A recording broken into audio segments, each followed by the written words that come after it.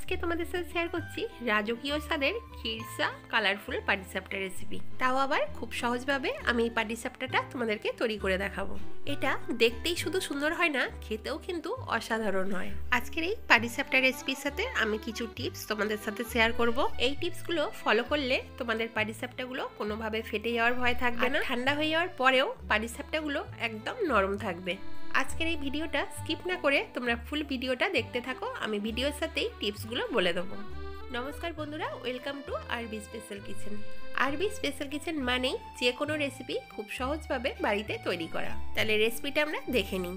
সবার প্রথমে আমি এখানে একটা এরকম মিক্সিং বোল নিয়ে নিয়েছি, আর নিয়ে নিয়েছি এরকম সাইজের একটা বাটি। এই বাটি মেপেই আমি আজকের রেসিপিটা তৈরি করব। নিয়ে নিয়েছি এই বাটির এক বাটি সিদ্ধ চালের গুঁড়ো। যতটা আমি সিদ্ধ চালের গুঁড়ো নিয়েছি তার হাফ আমি এখানে ময়দা নিয়ে নিয়েছি। তোমরা তোমাদের চালের গুঁড়ো অনুযায়ী ময়দা নিয়ে নেবে। এখন যতটা পরিমাণে আমি ময়দা নিয়েছি তার হাফ আমি এখানে সুজি নিয়ে নিয়েছি। এর মধ্যে দিয়ে দিচ্ছি পরিমাণ অনুযায়ী নুন। এবার এই বাটির হাফ বাটি আমি চিনি অ্যাড করে দিলাম। তোমরা যদি বেশি মিষ্টি পছন্দ করো তাহলে আর একটু চিনি অ্যাড করে দেবে।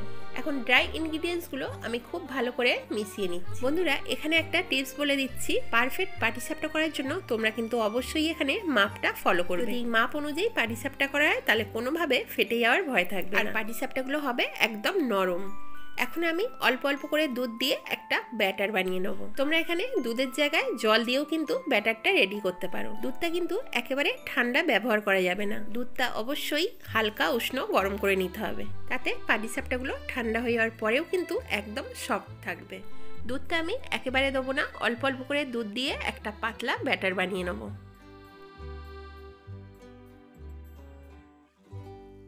তো দেখতেই পাচ্ছ বন্ধুরা, আমি একটা স্প্যাচুলার সাহায্যে ভালো করে নাড়াচাড়া করে আমি একটা পাতলা ব্যাটার বানিয়ে নিয়েছি। ব্যাটারটা কিন্তু আমি এখানে খুব বেশি ঘন করিনি, তোমাদের বুঝতে যাতে কোনো রকম অসুবিধা না হয় তার জন্য আমি একটা চামচের সাহায্যে দেখিয়ে দিচ্ছি।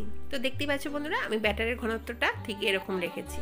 এখন আমি এটাকে 30 মিনিটের জন্য রেস্টে রেখে দেবো। ব্যাটারটা রেডি করার পর অবশ্যই কিন্তু এটা রেস্টে রাখতে হবে। ততক্ষণের জন্য আমি এখানে একটা পুর বানিয়ে নেবো। তার জন্য এখানে একটা নারকেলকে আমি কুড়িয়ে নিয়েছি। এরপর নিয়ে নিয়েছি একটা মিক্সিং জার। মিক্সির মধ্যে আমি কিছুটা নারকেল কোড়া দিয়ে দিচ্ছি।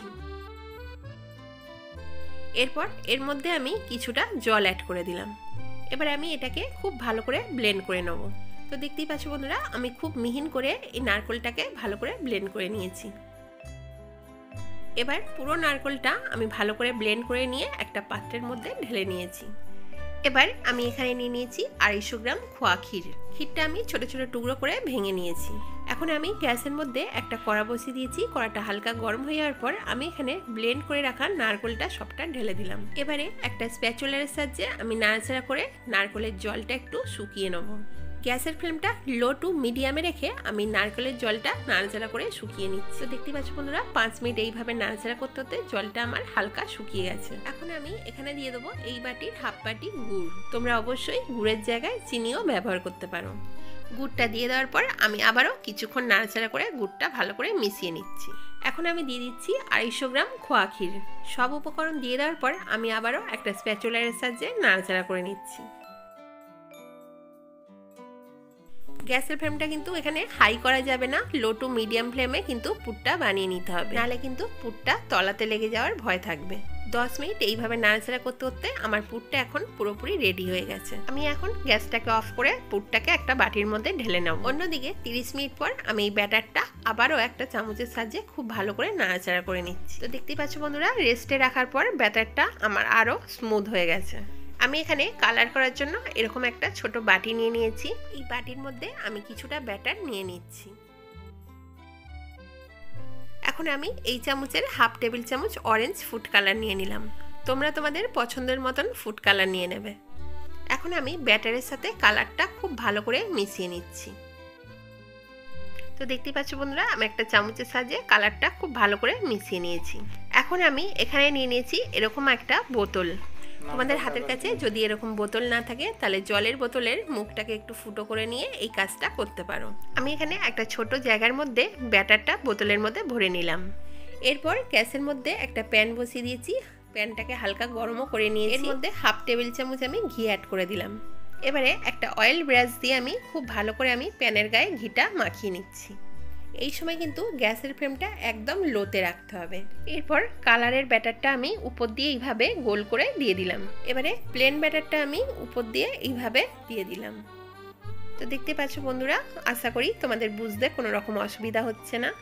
এরপর আমি এটাকে 2 মিনিটের জন্য ঢাকা দিয়ে রেখে দেবো। 2 মিনিট পর আমি ঢাকাটা খুলে নিলাম।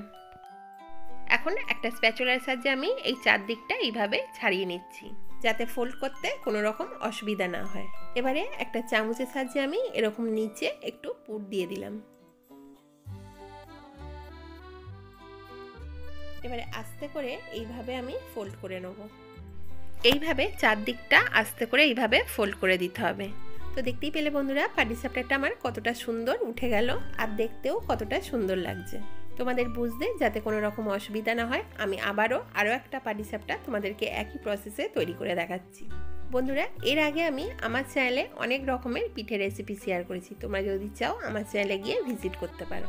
আর সবগুলো পাটিসাপটা আমি একই প্রসেসেই রেডি করে নিচ্ছি। আমার এই টিপসগুলো যদি তোমরা ফলো করো তাহলে কোনোভাবেই পাটিসাপটা কিন্তু ফেটে যাওয়ার ভয় থাকবে না, আর ঠান্ডা হয়ে যাওয়ার পরেও একদম নরম থাকবে।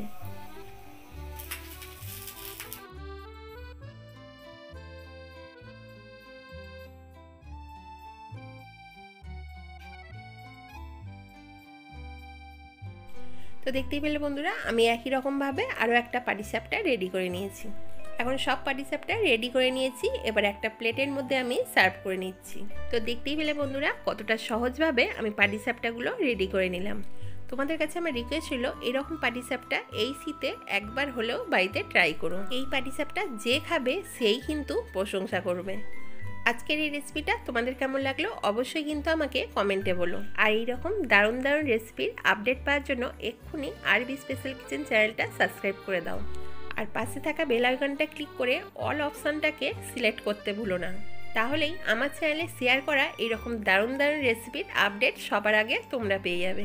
আর আজকের রেসিপিটা ভালো লাগলে একটা লাইক করে দিও, আর যতটা পারবে তোমাদের বন্ধুদের সাথে শেয়ার করে দিও। তাহলে আজকের মতন এই পর্যন্তই, দেখা হচ্ছে আবার কোনো নিত্য নতুন রেসিপির সাথে। সবাই সুস্থ থেকো, ভালো থেকো।